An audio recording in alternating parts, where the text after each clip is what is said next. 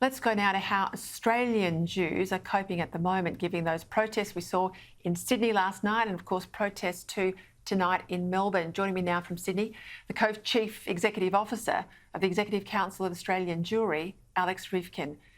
Alex, thank you for your time. I seem to be saying this to all my Jewish friends who come on the program. I am sorry that you are living through these circumstances, not just what's playing out, of course, in Israel, but what your community is feeling here in Australia. I think as Australians, I say this, I am ashamed to see those scenes on our streets last night.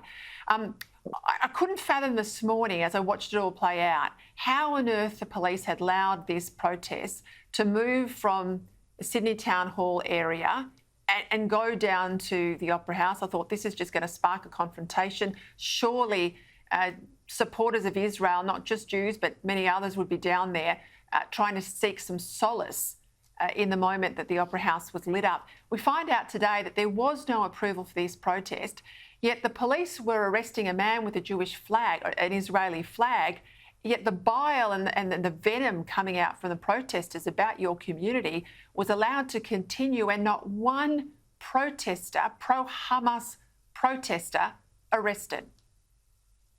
We're asking these very questions, Peter, and first of all, thank you so much for your kind words of solidarity. They mean a great deal to us at this time.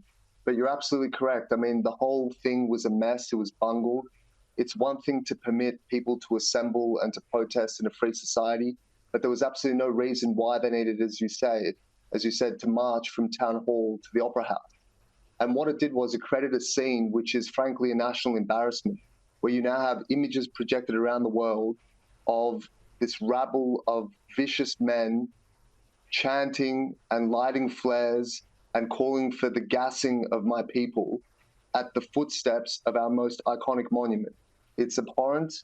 It's an appalling situation. It should never have happened. And it's really compounded the grief and the suffering of our community at this time. You're right to point out that those images have gone around the world. I've been contacted by people I know overseas. They're basically saying, what the hell's going on in Australia? We had the police minister, New South Wales police minister, out on radio today. Have a listen to what she said. Have you spoken to the Jewish community today? No, I haven't spoken to them today, but I did speak to them several times yesterday and on Sunday. Do you think you probably should have picked the phone up today and offered your support as the police minister as a result of what we saw last night?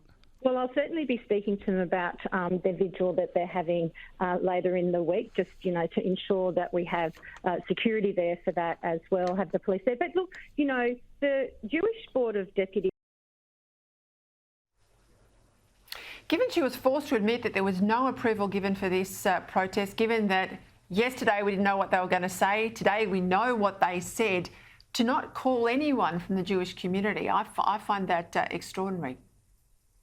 Well, like I said, the whole episode has been a mess. My colleagues at the New South Wales Jewish Board of Deputies have been in very close contact with the Premier and his office, and the Premier has been incredibly supportive, including agreeing to illuminate the Opera House in support of the Jewish community in the State of Israel.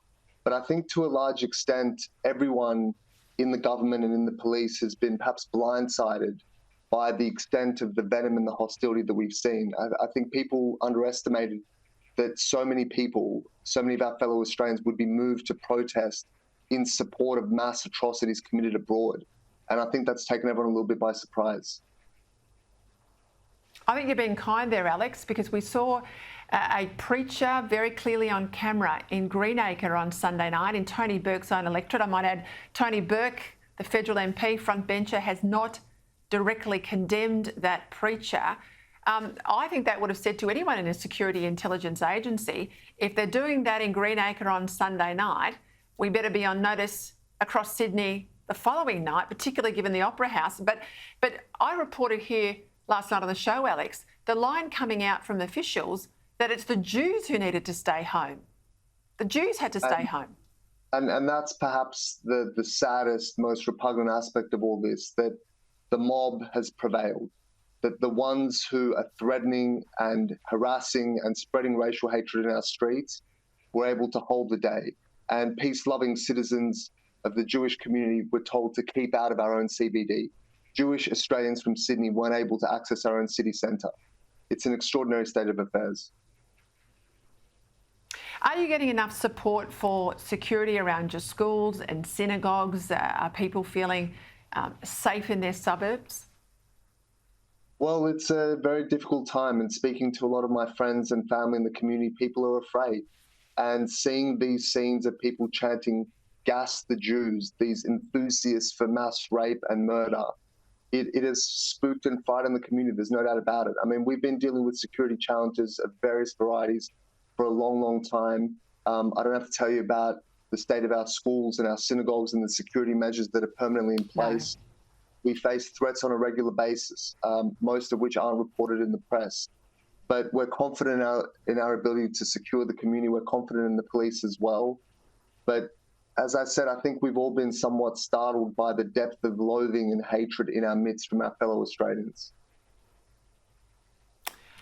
I'm sorry to say, you know, Alex, I've had plenty of security briefings about the situation in your schools and the level of hate in the community, but I was surprised to see what I saw in Australia at the Opera House last night. So I can only imagine how your community must feel.